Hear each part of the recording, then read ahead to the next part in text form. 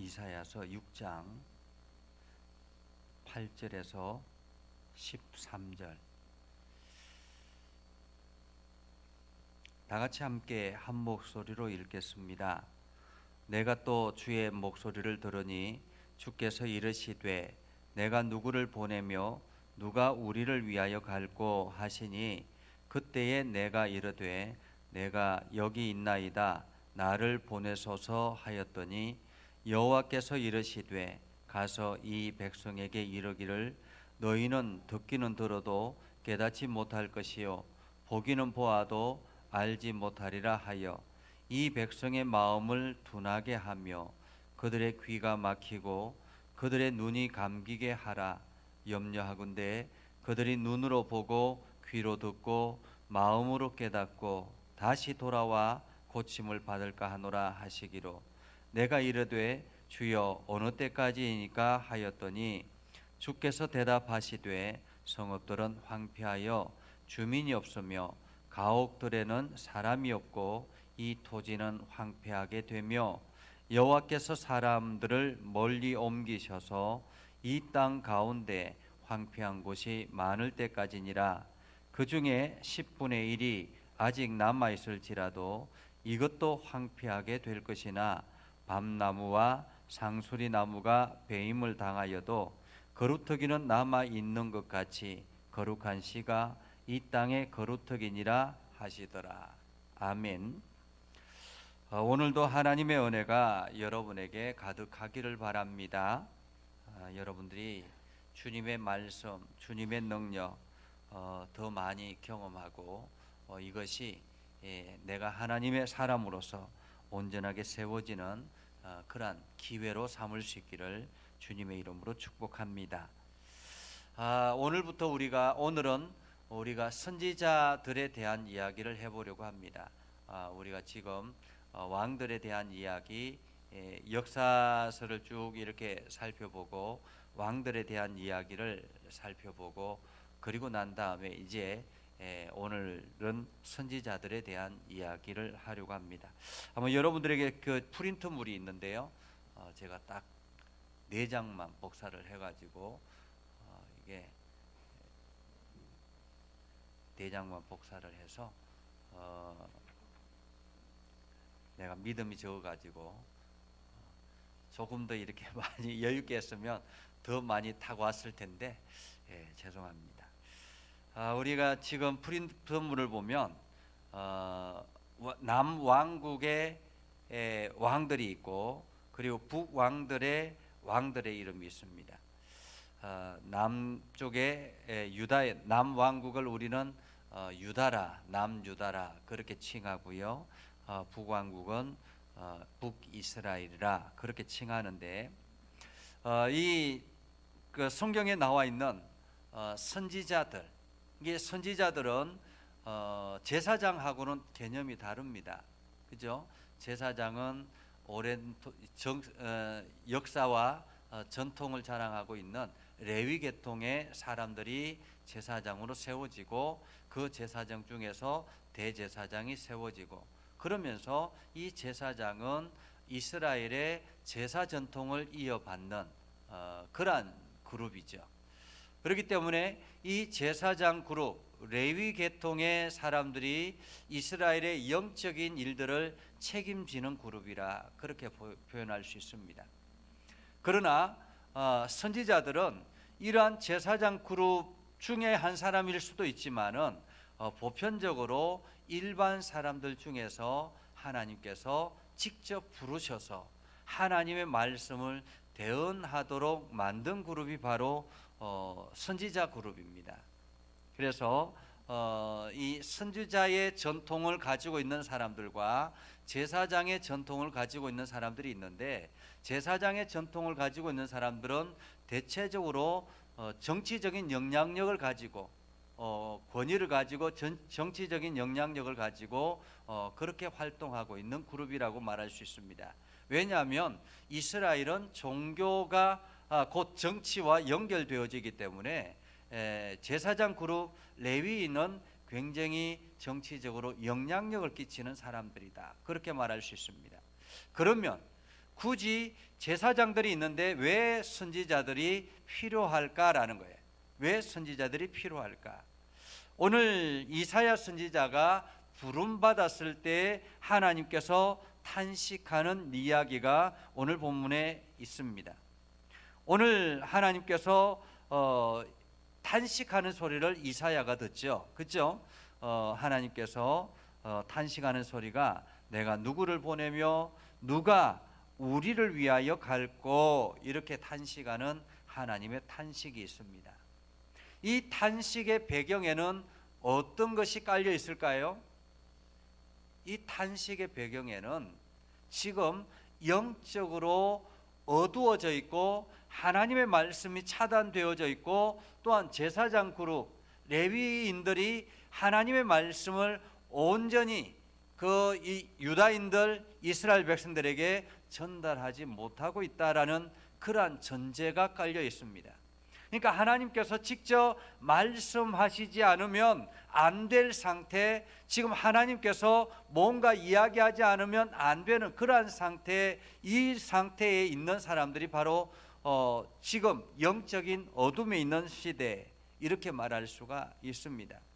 그러니까 하나님께서 탄식하는 이 탄식의 소리를 들은 사람들이 바로 선지자들입니다.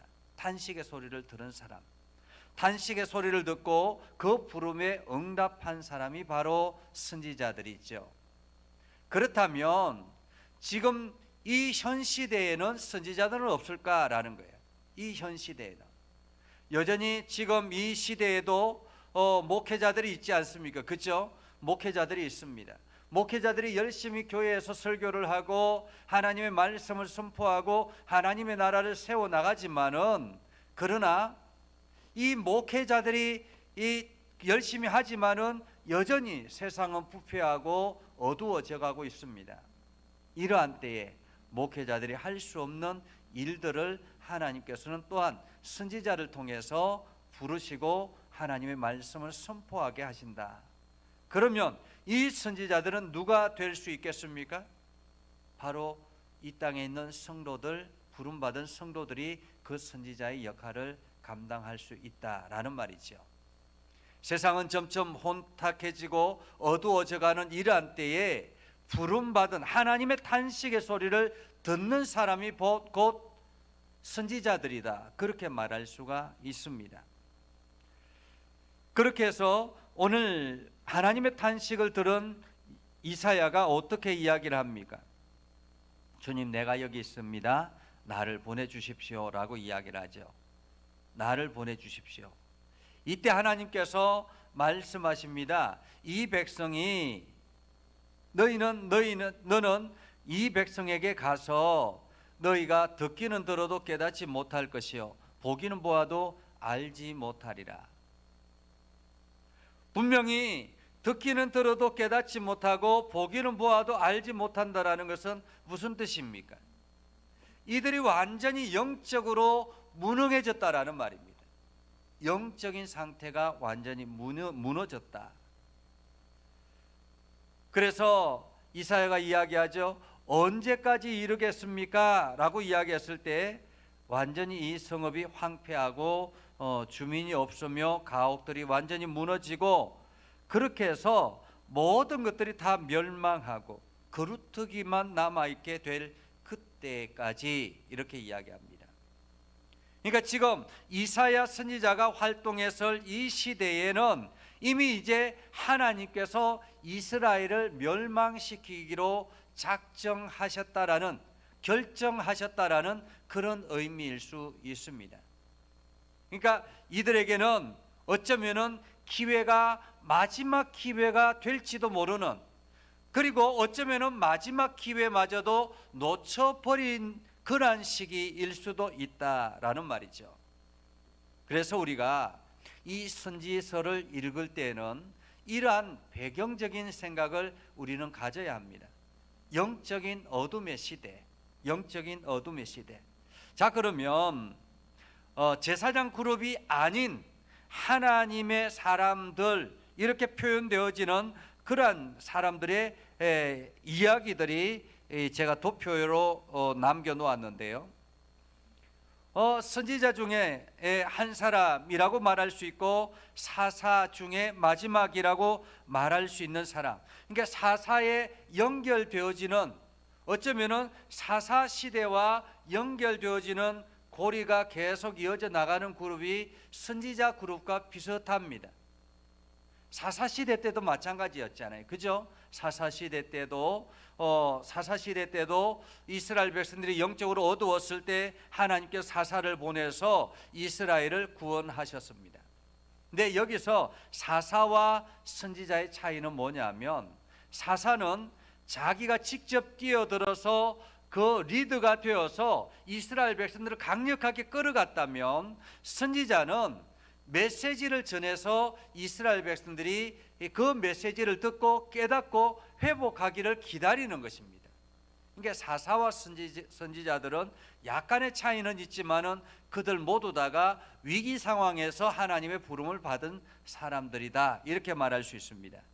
자, 사사와 선지자의 경계선상에 있는 사람들이 어떤 사람인가? 오늘 우리가 다윗 시대 때 있었던 사람 하면 사무엘과 나단 선지자가 있지 않습니까? 그렇죠? 사무엘과 나단 선지자. 사무엘은 사사의 마지막 시대라고 이야기를 하기도 합니다. 마지막 시대. 그런 또 한편으로는 이 사무엘이 새로 선지자 그룹의 첫 시작이라 그렇게 말할 수도 있습니다. 그래서 이 사무엘 시대 때 하나님께서 사무엘을 들어서 사울 왕을 패하고 사울 왕을 세우고 사울 왕을 패하고 다윗 왕을 세우는 이 모든 과정에 사무엘이 관여를 하죠. 그리고 난 다음에 그 시대에 다윗 시대 때 활동했던 사람이 바로 나단 선지자였습니다. 그렇죠? 나단 선지자. 여러분, 나단 선지자의 역할은 뭐 많이 있었겠죠. 그죠? 많이 있었지만은 우리가 유일하게 기억하는 것은 밧세바 이야기였죠. 그죠?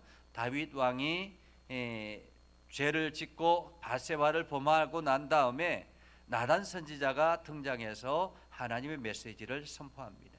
그러자 이 다윗은 철저하게 회개하고 난 다음에 자기의 뜻을 돌이켜서 하나님 앞에 더 열심히 서려고 노력하는 사람이 되었죠.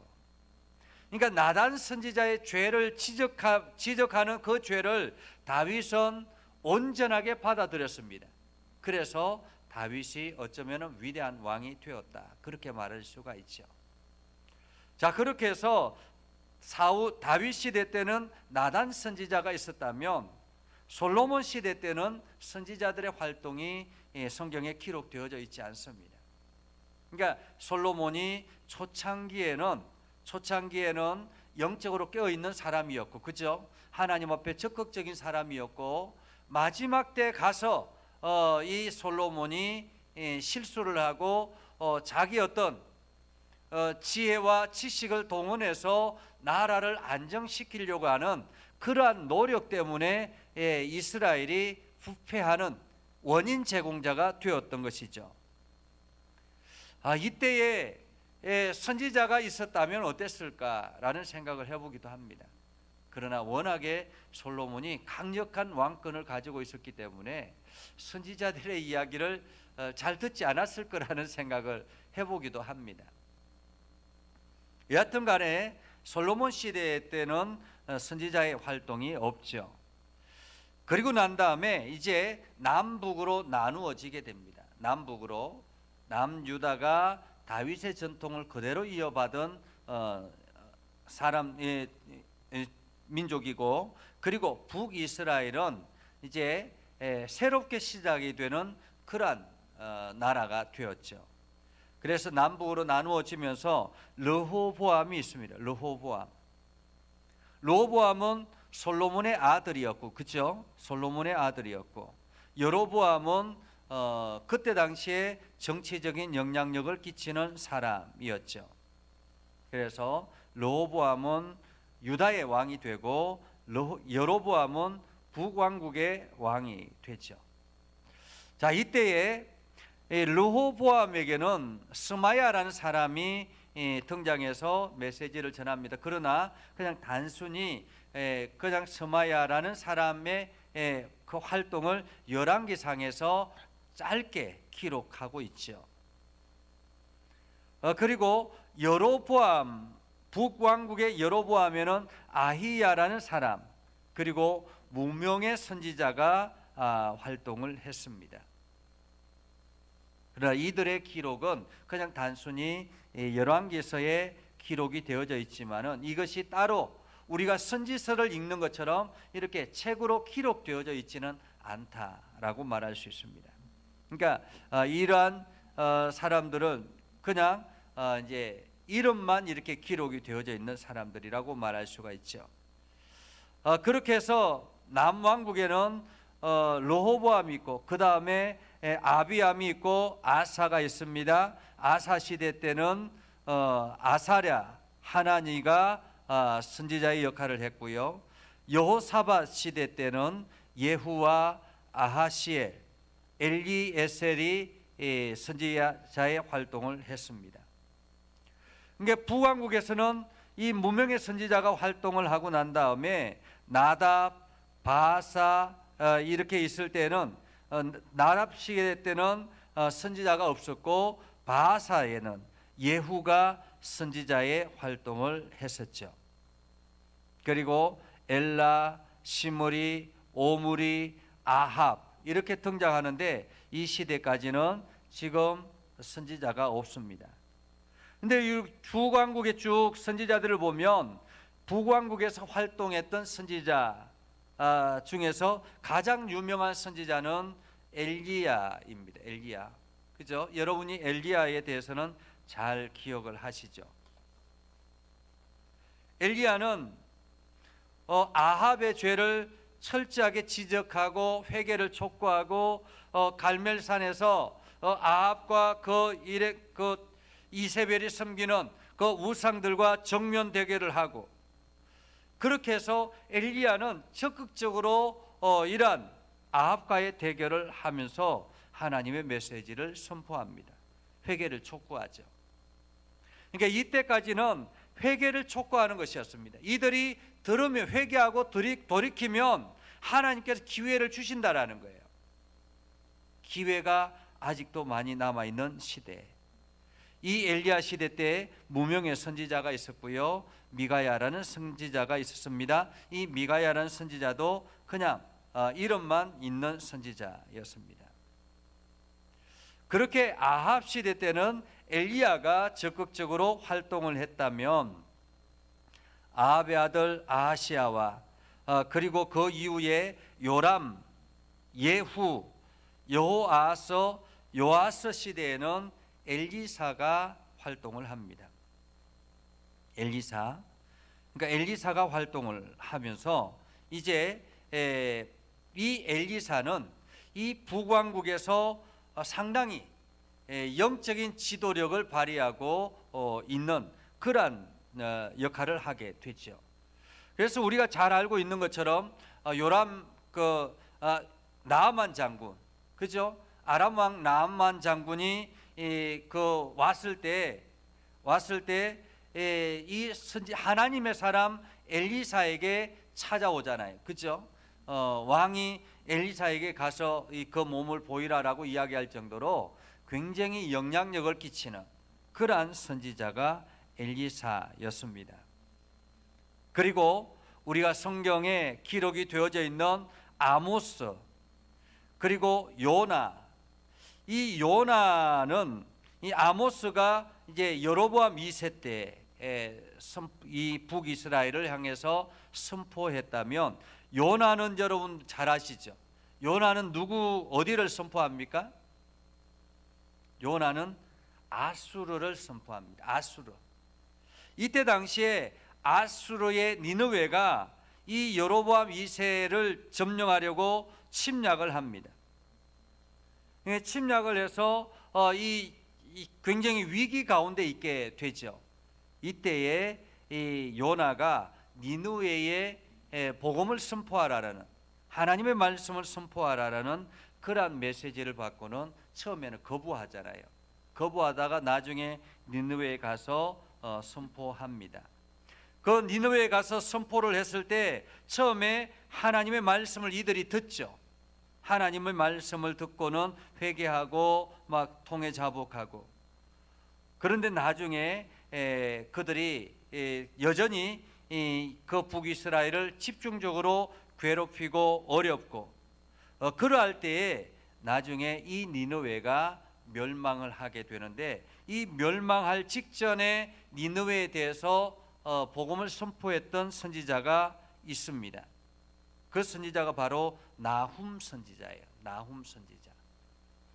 그래서 니느웨에 대해서 선포한 선지자는 요나와 나훔인데, 요나는 니느웨가 회개하기를 선포해서 니느웨가 회개했을 때 하나님께서 그들을 용서하시는 것을 경험했다면, 나훔 선지자는 니느웨가 멸망할 때 멸망을 선포하면서 결국에는 이 니느웨가 바벨론의 침략을 당해서 점령당하게, 바벨론에 무너지게 되죠.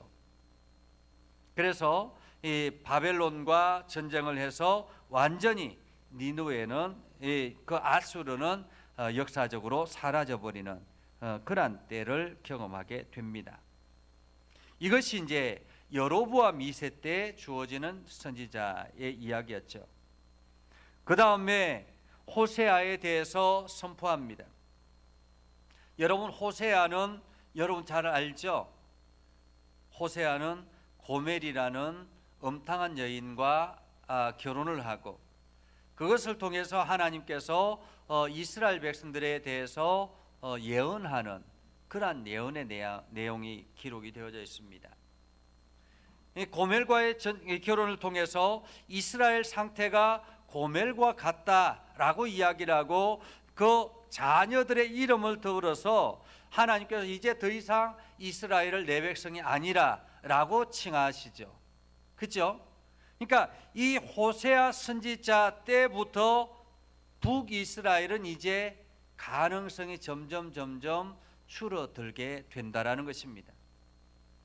그래서 스가랴, 살룸, 머나헴, 브가히야, 베가, 호세아, 이런 왕들이, 여러 왕들이 있지만은 이 왕들은 실제적으로 얼마 못 사는, 왕들의 기간이 얼마 안 되는 그러한 모습을 보게 됐죠. 결국에는 이 호세아 선지자가 예언했던 그 예언처럼 북이스라엘은 아수르의 멸망을 하게 됩니다. 그러니까 이 니느웨는 아수르의 수도이죠. 니느웨는 아수르의 수도입니다. 이 니느웨가 아수르의 수도인데, 이 아수르가 이 호세아 왕일 때 니느웨가 이 북이스라엘을 점령합니다. 완전히 무너뜨리죠. 그리고 난 다음에 나중에 이 남유다의 시드기야 왕 이때쯤에 완전히 니느웨는, 아수르는 바벨론에 초토화돼서 무너지게 됩니다. 그러니까 지금 이 니느웨에 대해서 선포했던 나훔 선지자, 이 나훔 선지자는 아주 후대에 니느웨에 대해서 예언을 하는 그러한 왕의 선지자가 됐죠. 자, 그렇게 해서 북왕국에서는 우리가 잘 알고 있는 선지자 중에서는 엘리야, 엘리사, 그리고 아모스, 그리고 호세아, 이렇게 네 선지자가 북왕국에서 활동했다, 그렇게 볼 수 있고요. 나머지는 무명의 선지자든지 그냥 이름만 이렇게 그때 당시에 큰 역할을 하지 않았던 선지자들이라고 볼 수 있습니다. 자, 그러면 남유다는 어떤가? 북왕국에 비해서 남유다는 하나님의 사람들이 굉장히 많습니다. 그렇죠? 굉장히 많습니다. 스마야로부터 시작해서 아사랴, 하나니, 예후, 아하시엘, 엘리에셀, 그리고 엘리야도 남왕국에서 선지자로 활동을 했던 적이 있습니다. 남왕국에서 잠깐 동안 남왕국에 대해서 예언을 하고 선지자로 활동했던 적이 있습니다. 그리고 오바댜. 그런데 이 오바댜는 사실 지금 역사적인 시대가 약간 애매합니다. 그래서 어떤 신학 교수님들은 이 오바댜는 840년 이 시대에, 그러니까 여호람 시대에 활동했다라고 이야기를 하기도 하지만은, 또 어떤 학자들은 500년대, BC 500년대, 그러니까 남왕국이 완전히 멸망을 하고 난 이후에 포로 기간에 활동했다, 이렇게 표현하기도 합니다. 정확치 않다라는 거죠. 그리고 난 다음에 스가랴. 여기서 스가랴는 우리가 알고 있는 스가랴하고는 좀 개념이 다릅니다. 성경책에 나와 있는 스가랴가 선지자가 아니고 그냥 이름이 동명이인이다, 그렇게 볼 수 있고요. 그리고 무명의 선지자. 그리고 요엘서도 마찬가지. 요엘서도 약간 시기가 애매합니다. 요엘서도 이 요아서 시대 때 요엘 선지자가 활동했다라고 하기도 하지만은, 또 한편으로는 이 요엘서도 포로기 이후에, 이제 포로가 귀환하고 난 이후에 활동했다라고 이야기를 하기도 합니다. 그러니까 왜냐하면 이 요엘서는 그 메시아에 대해서 계속 기록하고 있거든요. 메시아에 대해서. 그러니까 메시아가 도래할 것이다라는 그러한 메시아에 대해서 기록하고 있기 때문에 이 요엘서는 아주 후대에 기록이 되어졌을 수 있다. 그래서 여호와의 날 뭐 이런 거 멸망을 선포하고 또 성령에 대해서 이야기를 하기도 하고, 그러니까 이 요엘서는 나중에 포로기가 돌아온 이후에 활동했을 수도 있다라는 두 가지의 이야기들이 있습니다. 그리고 무명의 선지자가 있고요. 그리고 우시야 왕 시대 때 활동했던 선지자가 바로 미가 선지자, 이사야 선지자. 우리가 잘 알고 있는 미가와 이사야 선지자가 우시야 왕 때 활동했습니다. 우시야 왕 때 활동했으니까 이때 우시야 왕은 전임 왕들과는 약간, 전임 왕들이 하나님을 무시하고 복음을 타락하는 일에 적극적이었다면, 우시야 왕은 나름대로 신앙을 바로 세우려고 노력했던, 그래서 이사야 선지자나 또한 미가 선지자의 메시지를 받아들고 이 우시야 왕은 조금 돌이키려고 노력했던 그러한 왕 중에 하나라고 볼 수 있습니다. 그리고 쭉 계속 5대 선지자, 무명의 또 다른 선지자, 그리고 스바냐, 예레미야, 나훔, 이러한 선지자가 이제 남유다의 후반기에 활동했던 선지자라고 말할 수 있습니다. 그래서 스바냐 시대 때, 예레미야 시대 때 활동했던 선지자가 요시야 왕 때 스바냐, 예레미야, 나훔. 그래서 이 스바냐, 예레미야, 나훔은 이스라엘의 남유다의 멸망 직전에 활동했던 선지자들이라고 말할 수가 있죠.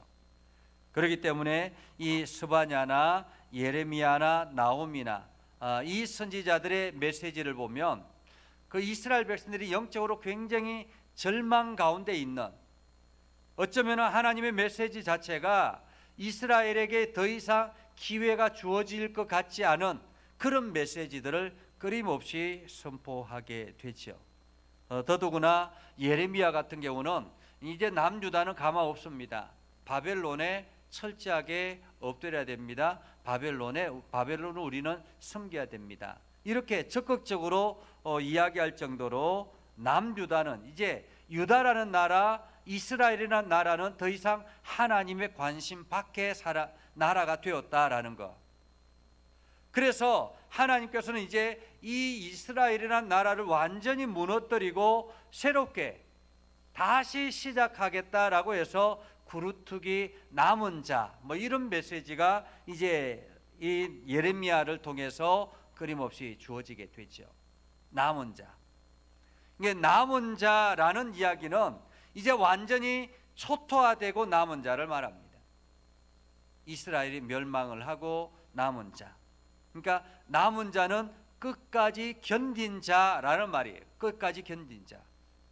사회적으로 위기 가운데 있고 어려움 가운데 있을 때 끝까지 영적으로 견뎌 나간 사람, 이긴 사람이 마지막 때 회복을 경험하고 하나님 앞에 온전히 쓰임받게 된다라는 그런 메시지가 이제 스바냐, 예레미야, 나훔서를 통해서 보게 됐죠.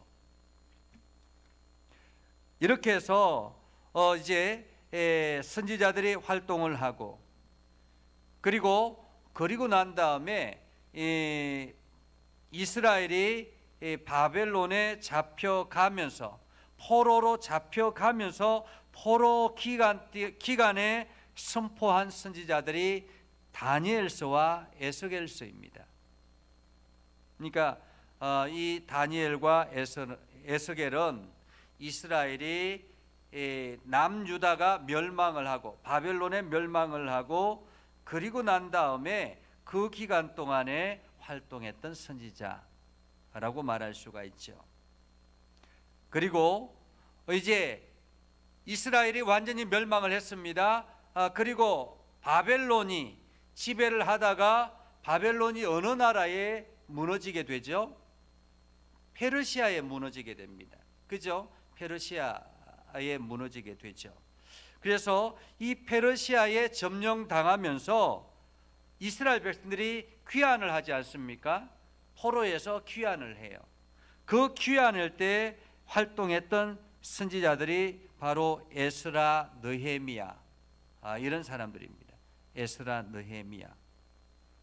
그리고 귀환하고 난 다음에 활동했던 선지자가 학개, 스가랴, 말라기 이렇게 볼 수 있죠.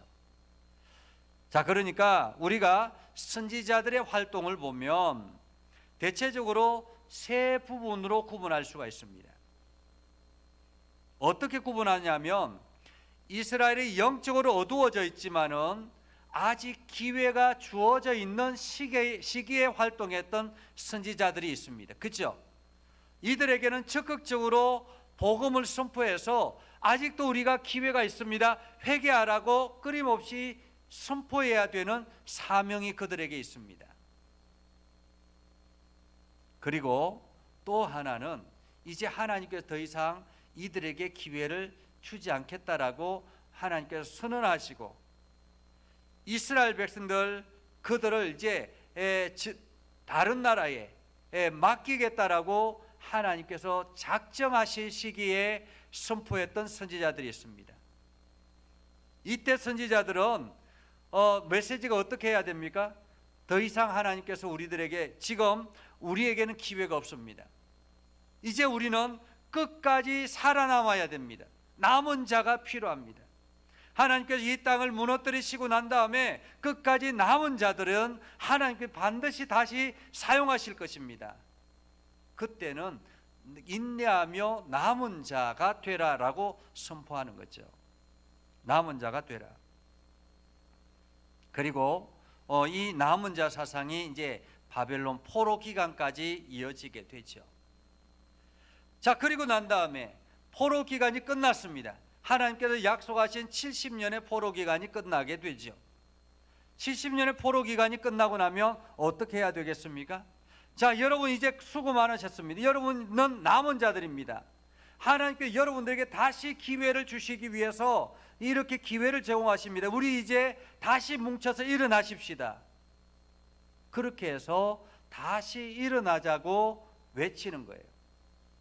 그래서 일어나는데 어디를 중심으로 일어납니까? 성전을 중심으로 일어나게 되죠. 그래서 우리가 다시 일어나기 위해서, 회복하기 위해서 무엇을 제일 먼저 해야 됩니까? 하나님의 성전을 세워나가야 된다는 거예요. 보수하고 세우고 회복하고. 그러면서 우리가 성전 중심으로 신앙을 영적으로 다시 깨어나십시다, 이렇게 외치는 것이 바로 마지막 시대, 그러면서 다시 오실 메시아에 대해서 선포하게 되죠. 이것이 이제 포로기 이후에, 귀환 이후에 일어나는 이야기들이라고 볼 수 있습니다. 그래서 우리가 이 선지자들을 통해서 우리가 발견하는 것은 하나님은 끊임없이 이 땅의 백성들, 당신의 백성들을 위해서 사람을 보내신다라는 거예요. 그냥 무작정 하나님께서 심판하지 않는다라는 것입니다. 하나님께서는 당신의 백성들을 이렇게 세우기 위해서 누군가를 들어서 반드시 메시지를 전한다라는 것입니다. 단지 내가 영적으로 어두워서 듣지 못할 뿐이죠. 깨닫지 못할 뿐이죠. 하나님은 반드시 보내신다라는 거예요. 보내신다. 그래서 우리가 하나님의 메시지를 들을 필요가 있습니다. 그러니까 하나님의 메시지를 듣기 위해서는 내 주변에 또 다른 이 선지자와 같은 사람들이 어디에 있는가? 그래서 주변인들의 소리를 들어야 합니다. 주변인들. 그러니까 선지자가 막 등장해서 내가 이게 선지자 명찰을 달고 이렇게 이야기하면 좋겠죠. 그러나 그렇지 않습니다. 그냥 하나님의 메시지는 선지자들을 통해서 전달되어지는 거거든요. 만약에 명찰을 가지고 있었다면 이스라엘 백성들이 그 말을 잘 들었을까라는 그런 생각을 해보기도 합니다. 왜냐하면 지금 이 시대에 이스라엘 백성들이 선지자들의 메시지를 듣지 않아서 멸망하잖아요. 그죠? 듣지 않아서. 그들이 집중했던 것은 무엇이었습니까? 눈앞에 보여지는 현실이었습니다. 하나님의 메시지를 듣지 아니하고 눈앞에 보여지는 일들에 집중하다 보니까 하나님과는 분리되어지는 그러한 삶을 살게 된 것이죠. 하나님과 분리된 이스라엘 백성들, 그들이 잘 살 것 같았었는데 어떻게 됩니까? 결국에는 그들은 무너지게 되는 것입니다. 오늘 선지자들의 메시지를 듣지 않아서 멸망하는 이스라엘. 그러나 그럼에도 불구하고 하나님은 시시때때로 선지자들을 보내서 하나님의 메시지를 전하신다라는 것. 왜요? 그들이 돌아와서 하나님의 일꾼으로 세워지기를 원하시기 때문에, 하나님의 백성으로 살아가기를 원하시기 때문에. 지금 저와 여러분들을 부르셔서 이 시대에 선지자의 일을 하라라고 말씀하시기도 하는 것입니다. 지금 우리 주변에 하나님의 메시지를 들어야 될 수많은 사람들이 있습니다.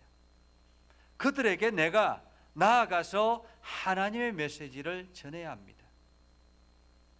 하나님의 메시지를 듣지 아니하면 나라는 멸망할 수밖에 없습니다. 여러분, 이스라엘 백성들을 보십시오. 선지자들이 그때 당시에 열심히 활동했음에도 불구하고 이스라엘은 멸망을 했습니다.